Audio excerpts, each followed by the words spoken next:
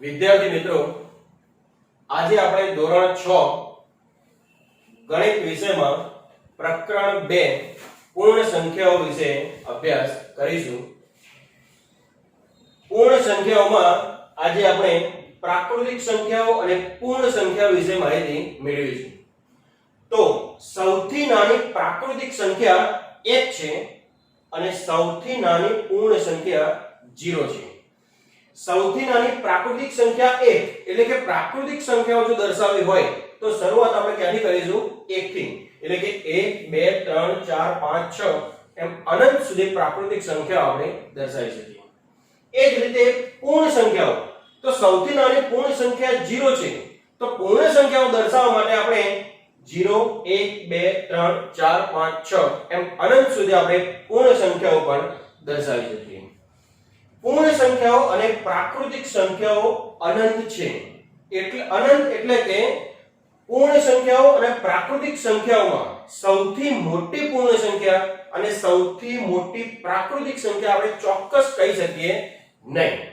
એ કોઈ પણ હોઈ શકે. પૂર્ણ સંખ્યાઓને હોલ નંબર્સ એટલે કે W સંકેત વડે આપણે દર્શાવી શકાય.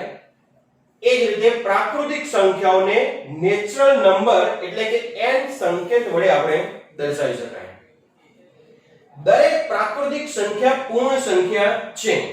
દરેક પ્રાકૃતિક સંખ્યા પૂર્ણ સંખ્યા છે એટલે કે દરેક પ્રાકૃતિક સંખ્યાઓનો સમાવેશ પૂર્ણ સંખ્યાની અંદર થાય છે. જેમ કે 1 2 3 અહીંયા દર્શાવેલા છે, તો 1 2 3 પૂર્ણ સંખ્યાની અંદર પણ સમાવેશ થાય છે. દરેક પ્રાકૃતિક સંખ્યાઓ પૂર્ણ સંખ્યા છે, પણ દરેક પૂર્ણ સંખ્યા પ્રાકૃતિક સંખ્યા નથી.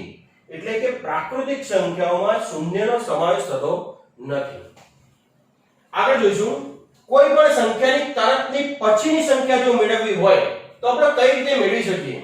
તો કોઈ પણ સંખ્યાની તરતની જો પછીની સંખ્યા મેળવવી હોય તો જે સંખ્યા આપેલી હોય એ સંખ્યાની આપણે અંદર આપણે શું કરવું પડે? 1 ઉમેરવો પડે. દાખલા તરીકે અહીંયા સંખ્યા લખેલી છે 8999. તો 8999 ની તરતની પછીની સંખ્યા જો મેળવવી હોય તો 8999 ની અંદર આપણે કેટલા ઉમેરીશું? 1 ઉમેરીશું.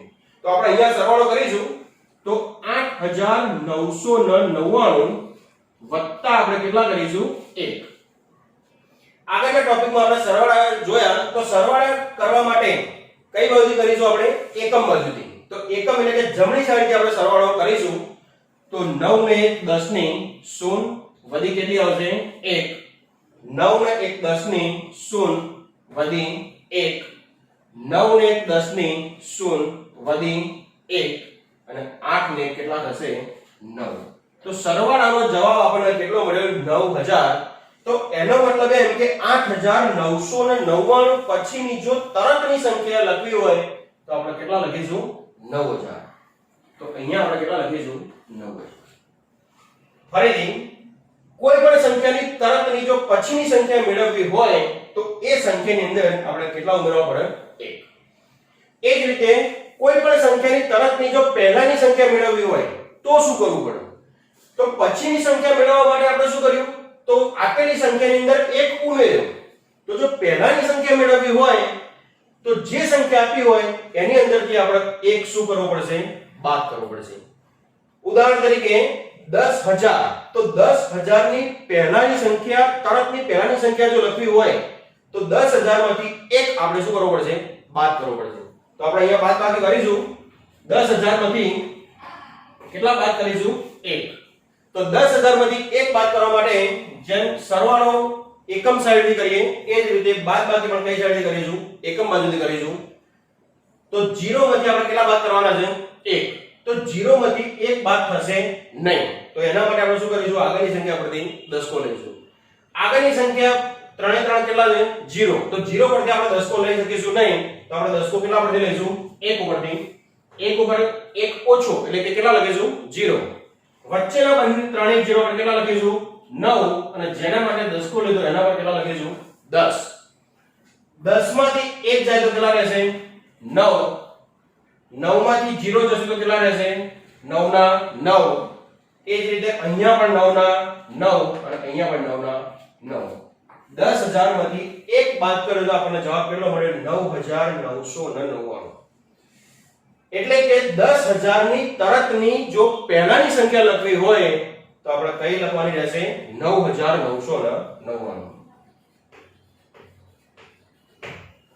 ફરીથી કોઈ પણ સંખ્યાની તરતની પહેલાની સંખ્યા મેળવવા માટે આપણે આપેલી સંખ્યાની અંદરથી 1 શું કરવો પડશે બાદ કરવો પડશે આગળ 32 અને 43 વચ્ચેની પૂર્ણ સંખ્યાઓ જણાવો તો જે બે સંખ્યાની વચ્ચેની પૂર્ણ સંખ્યાઓ લખવાની હોય તો સિમ્પલ આપણે લખી શકીશું તો એ બે જે સંખ્યાઓ આપી છે એ બે સંખ્યાનો આપણે ઉપયોગ કરીશું નહીં ક્રમની અંદર જે સંખ્યાઓ દે છે એ આપણે લાઈનસર એને લખીશું જેમ કે 32 અને 43 ની વચ્ચેની સંખ્યાઓ લખવી હોય તો 32 પછી કેટલા આવશે 33 34 35 36 37 38 39 40 41 અને 42 32 અને 43 નો ઉપયોગ આપણે કરીશું નહીં તો 32 અને 43 વચ્ચેની પૂર્ણ સંખ્યાઓ આપણે લખી તો કેટલી લખી 33 34 35 36 37 38 39 40 41 અને 42 એટલે કે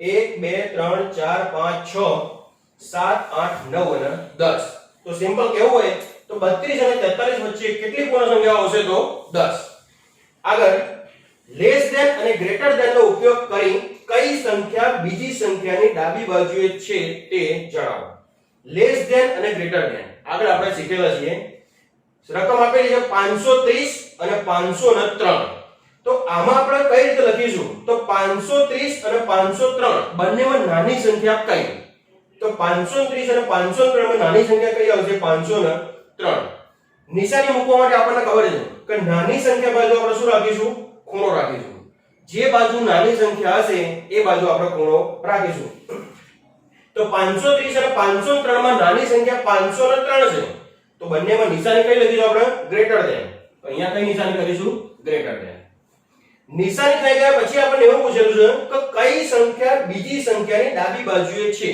તો હંમેશા જો બે સંખ્યા આપેલી હોય તો એમાં નાની સંખ્યા હંમેશા કઈ બાજુ હોય ડાબી બાજુ અને મોટી સંખ્યા હંમેશા કઈ બાજુ હોય જમણી બાજુ તો આનો આપણે જવાબ આ રીતે લખીશું કે 503 એ 530 ની ડાબી બાજુ આવેલા છે તો આપણે અહીંયા જવાબ આ રીતે લખીશું 503 એ 530 ની ડાબી બાજુએ આવેલા છે